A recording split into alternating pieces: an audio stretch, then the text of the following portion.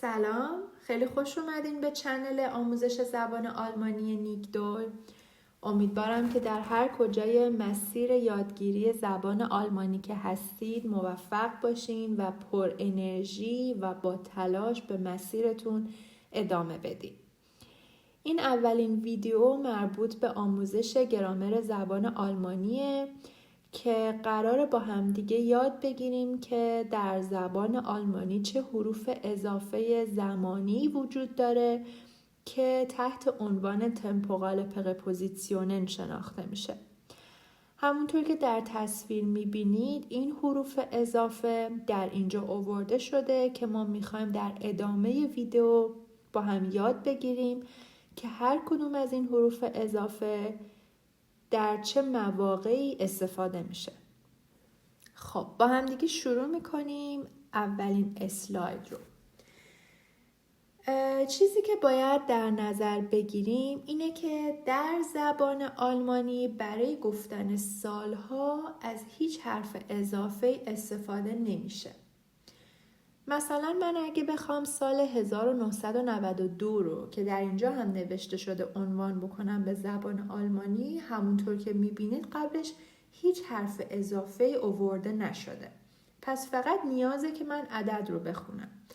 حتما میدونید که در زبان آلمانی ما وقتی میخوایم سالهای میلادی رو عنوان بکنیم به دو شکل هست. اگر سال میلادی قبل از 2000 باشه ما باید دو رقم این اعداد رو بخونیم و در واقع وسطشون از هوندارت استفاده بکنیم. مثلا اینجا سال 1992 به زبان آلمانی گفته میشه 1992. پس من دو رقم اعداد رو خوندم. ولی بعد از سال 2000 میلادی ما همون شکلی عدد رو میخونیم. یعنی 2009 رو میگیم 2009. پس قبل از سال 2000 به یک شکل خونده میشه و بعد از اون به شکل دیگه و قبلش نیاز به هیچ حرف اضافه‌ای نیست. بعد از سالها ما فصلها و ماهها رو داریم. مثلا اگه بخوام بگم در تابستان، در زمستان، پاییز، برای اینها از حرف اضافه ایم استفاده میشه که در مثال هم آورده شده ایم زوما یا ایم وینتا. برای ماه‌ها هم همینطور. ماه ژانویه در ماه ژانویه، در ماه مارچ، برای همه اینها هم از حرف اضافه ایم استفاده میشه. ایم یانوار، این فوریه، این مای.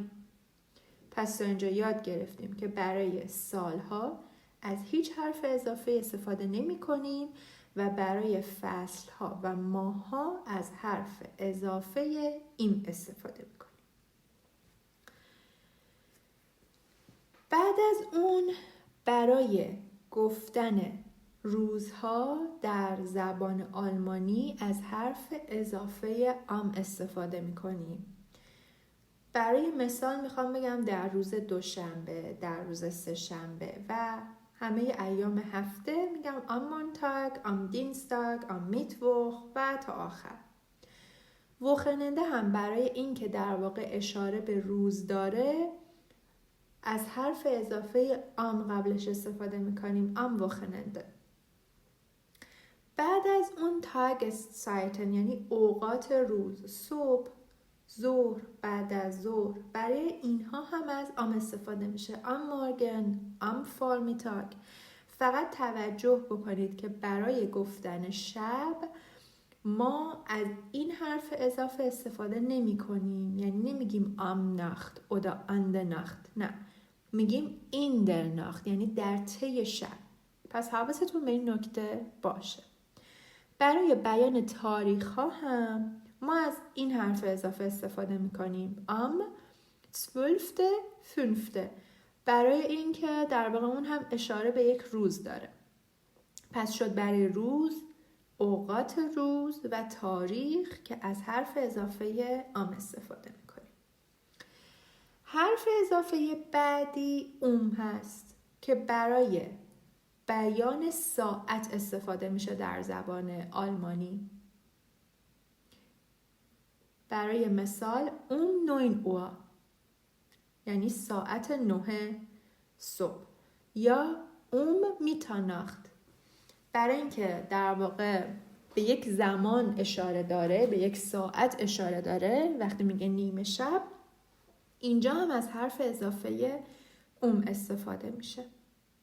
پس برای بیان ساعت از حرف اضافه استفاده میکنیم. حالا تا اینجا اگه بخوایم به یک جمع‌بندی برسیم، میتونید این مثال رو نگاه کنین. Wann haben Sie Zeit؟ یعنی شما چه زمانی وقت دارید؟ میگه 2012 که قبلش هیچ حرف اضافه‌ای گفتیم استفاده نمیشه. Im Winter چون فصله و از حرف اضافه im استفاده میشه. بعد اشاره به یک روز داره که گفتیم از am استفاده میشه. Am 12. Mai um 9:15 که به شکل خلاصه میتونید هر چیزی که تا الان گفته شد رو تو همین مثال مشاهده کنید. خب، حرف اضافه زمانی بعدی 20 هست.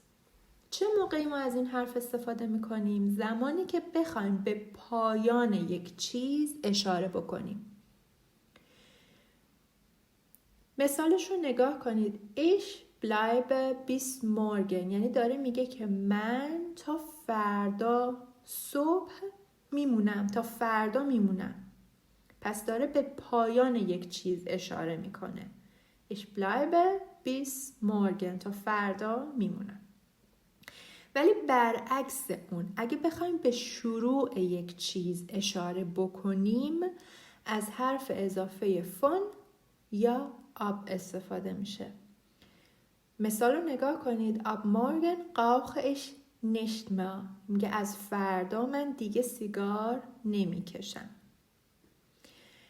دقت بکنید که این مورگن که اینجا آورده شده در واقع داره به فردا اشاره میکنه، به معنی فردا هستش، به معنی صبح نیست. چرا؟ چون با حرف کوچیک شروع شده، یعنی در واقع با ام کوچیک شروع شده، پس داره میگه فردا. پس برای این که بخوایم به پایان یک چیز از نظر زمانی اشاره بکنیم از 20 و برای شروعش از فون یا آب استفاده میکنیم.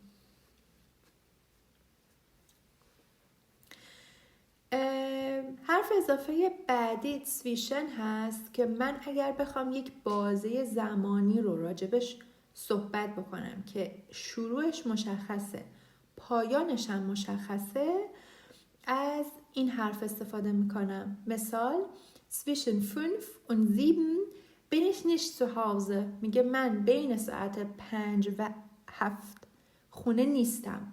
یه نکته که باید بهش توجه بکنید اینه که همراه با zwischen از حرف اضافه دیگه که استفاده میشه und هستش. نباید از چیز دیگه در واقع استفاده بکنید، چون دیده شده گاهی اوقات میگن zwischen 5 bis 7، در واقع این اشتباهه. همیشه zwischen با und آورده میشه. پس zwischen برای مواقع استفاده میشه که من در واقع یک بازی رو میخوام راجع بهش صحبت بکنم که شروع و پایانش مشخصه. حرف اضافه بعدی زایت. چه موقع ازش استفاده میکنم؟ زمانی که یک چیزی، یک فرایندی، یک عملی از گذشته، در گذشته در واقع شروع شده و همچنان تا امروز که من دارم راجبش صحبت میکنم ادامه داره. مثال Ich bin seit 3 Monaten in Deutschland یعنی من از 3 ماه قبل آلمانم، همچنان الانم که دارم حرف میزنم آلمانم. پس یک عملی از گذشته شروع شده و همچنان هم ادامه داره. یک نکته که فراموش کردم بگم برای اسلاید قبل، دوباره به اینجا نگاه کنید. فون و آب زمانیه که من در زمان حال دارم از یک فعالیتی یا از یک شروع فعالیتی در آینده صحبت میکنم. در واقع وقتی که زایت به یک عملی در گذشته و ادامه دار بودنش تا الان اشاره میکنه، برخلاف اون فون یا آب داره از شروع یک عملی در آینده صحبت میکنه.